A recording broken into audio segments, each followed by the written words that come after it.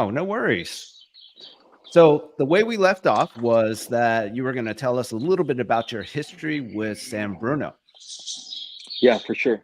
So, born and raised here, lived here my whole life. Um, at the age of 5, my dad became mayor of San Bruno, and he continued to be mayor of the city until I was 17, so 12 years. So, as you can imagine, that made a pretty big impact on a young boy growing up in this town. What it taught me most is that wherever you live, the community you live in, you can't just complain about things you have a problem with. If you're going to complain, you need to step up and participate. And that's kind of how I got to where I am now. My dad also started a real estate company in San Bruno in 1959, which is still uh, open and being operated by my brother and sister. I joined the family business in 2005. And then after about 5 or 6 years there, I decided to open up my own company because while it was an honor being the son of Bob Marshall, it also motivated me to kind of want to create my own legacy. And it was important to me to kind of prove to myself and to others that, everything wasn't just handed to me. I wanted to create my own thing. And so I started my own company in about 12 years ago. I partnered with my still partner, Phil Watson, and we have offices in Burlingame, real estate offices in Burlingame and Millbrae.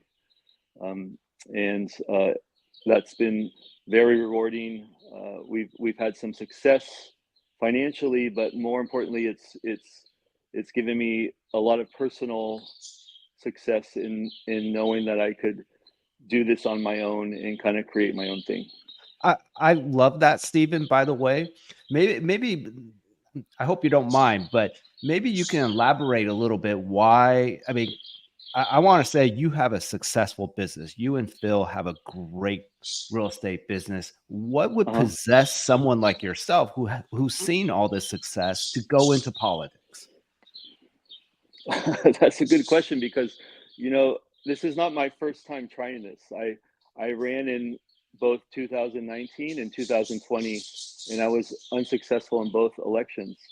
And a lot of the things I heard was that I was doing it for the wrong reasons. I was getting into politics to promote my business. I was doing it into politics because I had all these big developers in my back pockets, and it was just selfish of me to be running. And Hmm. what I learned is that I actually have a whole lot more to lose by doing this than to gain. And what I mean by that is it's a tremendous amount of time that takes away from my business and my family. And as most people know, politics, even in small towns, have become very dirty and very personal. Yeah. And it's not easy. I mean, I have pretty thick skin, and there were times where it was hard on me, but it was really hard on my family and my close friends and my kids to read, such nonsense, in social media and on the internet. Um, and so it does take a toll, but I think what motivates me is that the way I was raised is that this is my home. Um, it's given so much to me. It's where I've raised my kids. It's where I went to school. It's where I do a lot of my business, and I take a lot of pride in where I live and where I do business, and it's important to me to see this city successful. And because I have some opinions on why, things that they may be able to do better. I'm not just going to complain about it. I'm going to step up and see if I can make a real difference. I love that. I love that so much because you clearly show how much you love San Bruno. And this goes for not just you, but anybody running for public office. I mean, it's tough. Most of us Mhm. all have like jobs. We don't have the time to devote towards public Yeah, office, right? And so for the people yeah, that actually volunteer their time and actually work for the city as a public servant, I commend them, quite frankly. yeah. So And in a small town like this, it's not. It is essentially it's essentially a volunteer position. I mean, there is a small pay, um, yeah, and but no one's but it getting rich from that. That's for no, sure. absolutely not, absolutely not. Yeah. Well, let's kind of talk about some of your pillars, though, because I know you have a couple of things that you believe are kind of, I call them pillars, but really they're Mhm. the basis of your campaign. Can you kind of go Yeah. over some of the important features, like I think I read on your website you have like 4 key points that you're focused on. Yeah. So first and foremost, it's fiscal responsibility, and this is an interesting topic in probably in all of politics in most small towns is and it will be I always admit it will be a learning curve for me coming from the private sector into a city or county sector in that things are done much differently. Things take longer. There's lots more hoops you have to jump through. But what makes me unique to any of the current elected officials or anyone running is that there's no other small business owner on the council or running for council. And so I think what this city needs, what this county needs, what this country needs is real kind of common sense thoughts into some of the decisions that they make. Now, doesn't mean I'm always going to be right.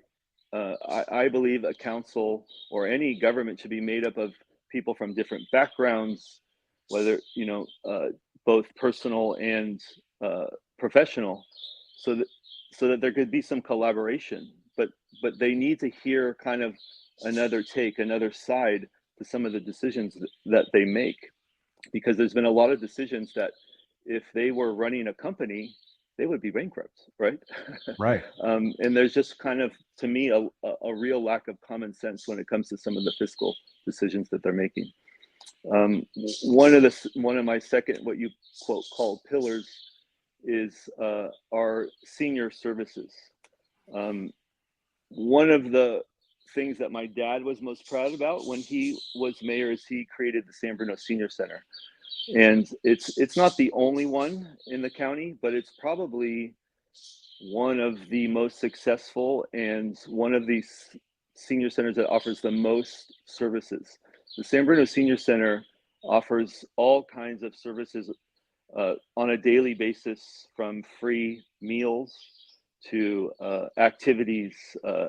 They have dances and bingo and education and teaching seniors how to work on the internet, all of that kind of stuff. And it's just an incredible facility. But because of some budget issues going on in this city, like other cities, I'm starting to see the kind of the decline in both the services and just the overall shape of the building.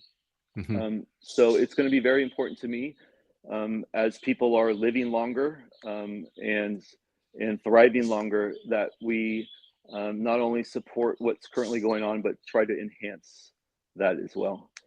Um, the other one of my other pillars is just the infrastructure.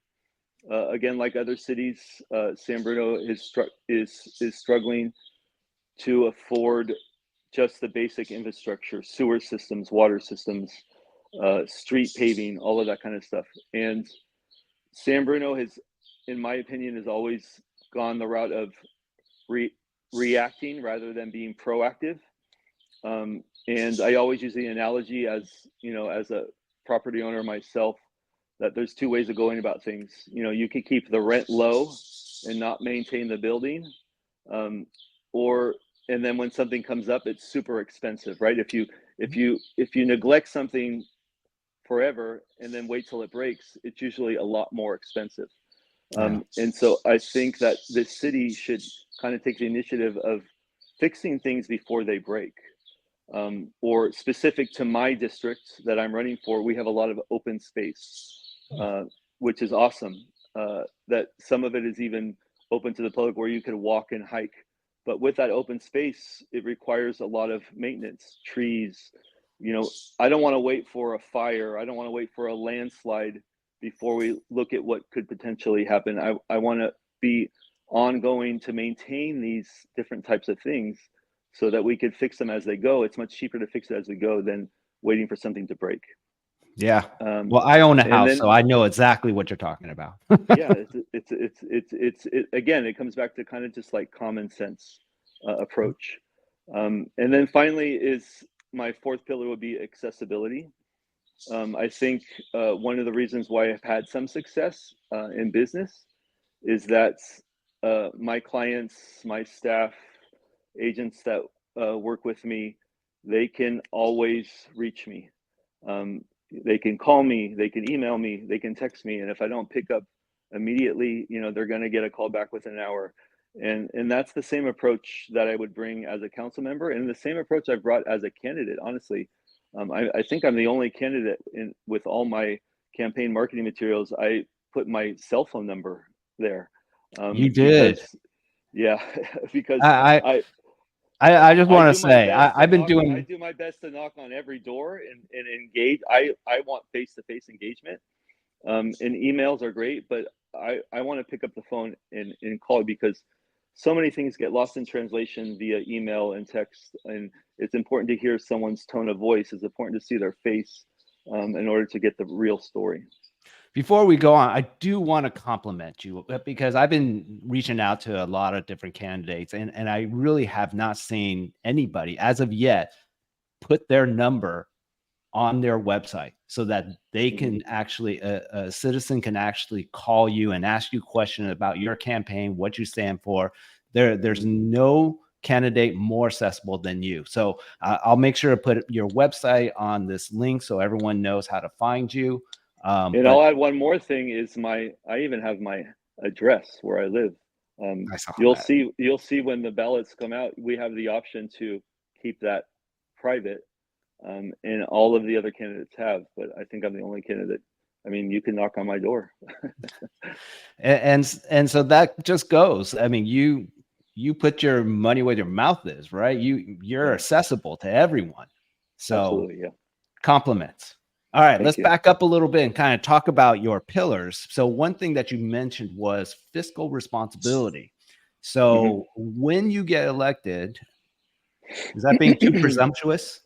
I don't know. But anyways, Well, I was saying if you positive, at least positive. Yeah. well, let's I don't want to offend anybody. Let's just say if you get elected, right? What Uh-huh. would be the first fiscal change you would recommend to the city council? Yeah, that's a good question, because there's so many things that need to be addressed, and maybe I'll take it in two parts. I think there's some things that we can kind of do in the short term. So for many years, I served on the San Bruno Park and Rec Commission, and commissions are really kind of a cool way to get involved with the city. And I encourage anyone who's interested in getting involved to maybe get on a commission. The frustrating thing about being on a commission is that you're only kind of an advisory board to the council. So you spend lots of hours reviewing things and ideas and stuff, but you really have no say. You make a recommendation and the city council does what it want. Well, one of the things that comes in front of all commissions is that department's budget every year. And so every year the Park and Rec Commission would present us their budget before it went to the city council. And I'll never forget my first time doing this, is that on the budget, they would go over it and they would have small things like, this is what you paid in office supplies, or uh, uh, birthday lunch, like all these different little things. They didn't add up to a lot, but uh, I remember that they ended their presentation by saying, we really don't actually need all of this year, but we're going to put it in anyway, because if we don't ask for it, they won't give it to us next year if we need it. And everyone just kind of chuckled, and then they went on. And like, it didn't sit well with me, as a business owner, because when you're running a business, if you could save money one year, then you do it, and then you adjust the next year if you need to. So finally I raised my hand and I said, like, this doesn't make sense to me. If you don't need it, why are we asking? And they repeated to us, well, if we don't ask for it, then we won't get it next year.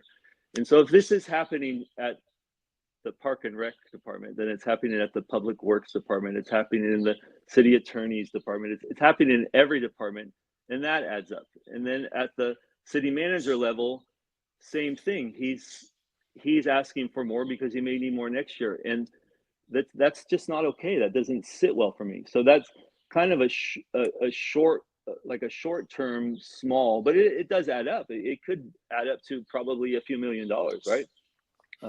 Yeah. And so that's one way.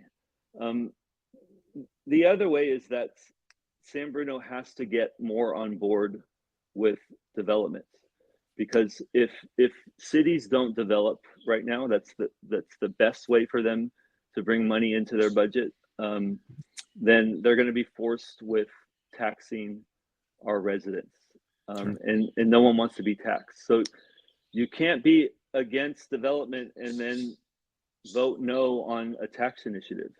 And in 2019, when I ran, there was an incredible development that was going to hit the city. And unfortunately, it was shot down by the city council. Um, and it was about the time where all the cities as you probably know, all the cities on the peninsula have been notified by the state of California that if they don't increase the number of housing units in their city, that they are going to face consequences. And one of those consequences is that developers can bypass any city process for approval and go straight to the state. And the state restrictions are much less. Mm-hmm. And when our city turned down that development in 2019, which was going to be a beautiful development with beautiful apartment buildings with a Whole Foods underneath. Every unit was going to have one parking spot per bedroom. When they turned that down, not only did they ruin our reputation with developers, but they opened up future developers to go directly to the state, which is now happening around where that development was going to go. And now we have, low income prefab apartment buildings with 0.25 parking spots per unit, Yeah. and with zero curb appeal, and a lot less tax revenue. And it's just kind of ruined our image of the city for our residents, because we're kind of back to square one, and it's going to take someone new to come in and restore that relationship with future developers so that they can trust us again.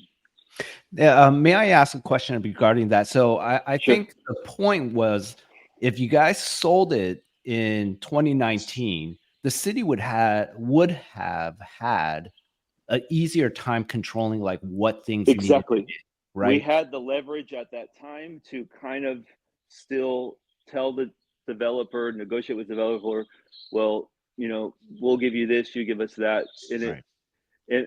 I mean, I could go on and on about this this mistake But that was made. Yeah. the bottom line is that by rejecting that development, San Bruno lost control of what they really wanted in that development. 100%.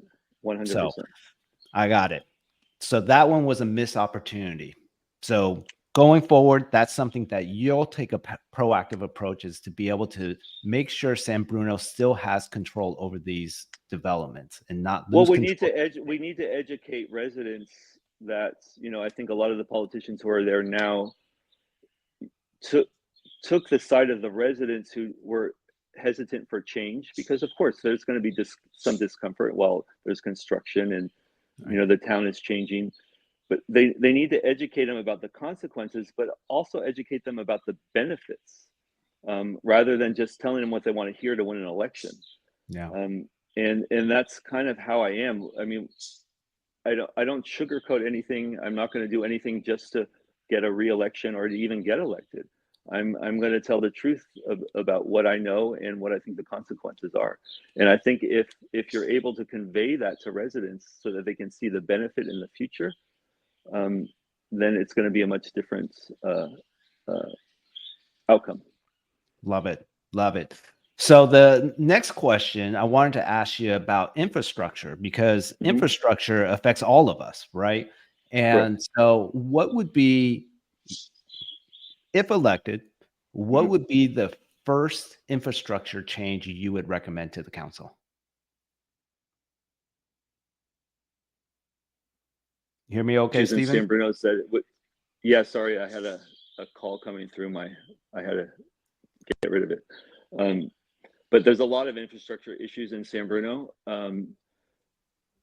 So I can't say, oh, well, we need all new sewer systems and I'm going to tackle that on my first day in office, right? It's impossible. We can't afford it. So, but Right. I think going forward, my biggest disappointment with the city is they kind of again, doing things to appease residents.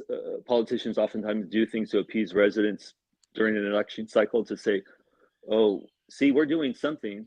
But, I call it kind of like lipstick on a pig, or, the cart before the horse. We have a struggling downtown infrastructure.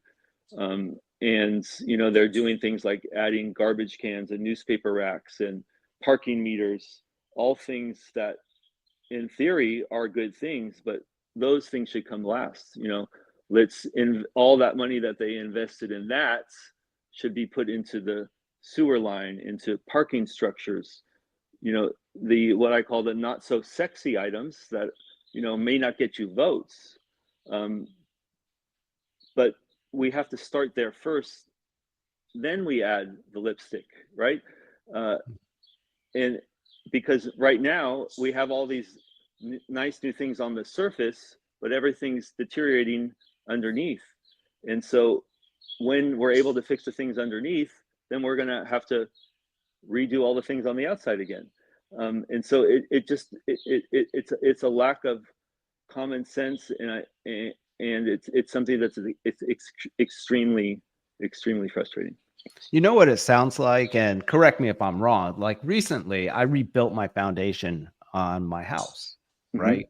And I think when you're talking about like more parking, more sewer lines, all the kind of infrastructure stuff, that is kind of your foundation in a lot of ways, right? So you're Absolutely, talking about building a good foundation so that you can grow the downtown area. That, as an example, would that be correct?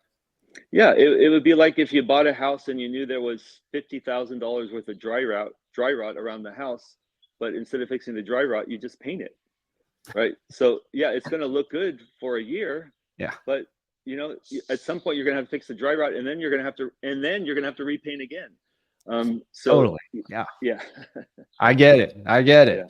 Yeah. Well, that's great. Well, Stephan, what I'd like to do to end off this conversation, because I don't want to take too much of your time, but I usually like to ask my guests like a personal question.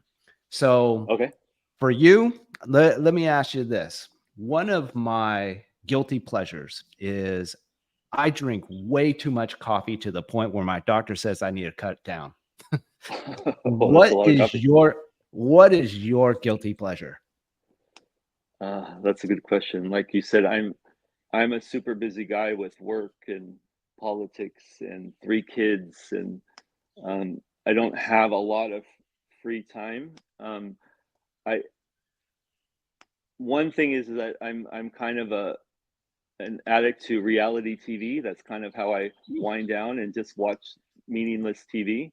But I think another thing might become that just happened recently is that my mom is getting older, and she just went into an active senior living environment, right? Okay. And her memory's getting bad. Her short-term memory's getting bad. But my mom always loved to play cards. And so in San Bruno, we have a local card room or casino. It's called Artichoke Joe's. And my mom loved the game. It's a Chinese poker. It's called Pai Gao. I don't know if you've heard of it before. Of course. Yeah. Yeah. In fact, she used to always go to some of the Indian reservations, and they used to call her Pai Gao Paula. But I started bringing her there a day or two a week, because it would keep her mind focused on just the cards, and it was enjoyable for her. It kept her mind active. And so I started going with her, and now I lived in this city for my entire life. Artichoke Joe's has been here long before me. I never stepped in there. I started taking my mom there, and it was really nice. It was good bonding time with my mom. It was enjoyable time for her. But then slowly I kind of got hooked on Pai Gao. And so now nice. if I have a free night with no kids or no work and I have a couple hours, Pai Gao's kind of become my guilty pleasure. Nice. And I love it. Also, at the same time, I'm supporting a San Bruno business and adding to the taxes that they pay back to our city. Love it. Win-win for everyone, right? Well, not always win-win for me when I walk out of there, but cool. Hey, Stephan. Hey, thank you so much for taking the time to talk with me, and I'm sure you and I will talk soon. All right. Thank you so much, Bert. Take care. Take care. Bye.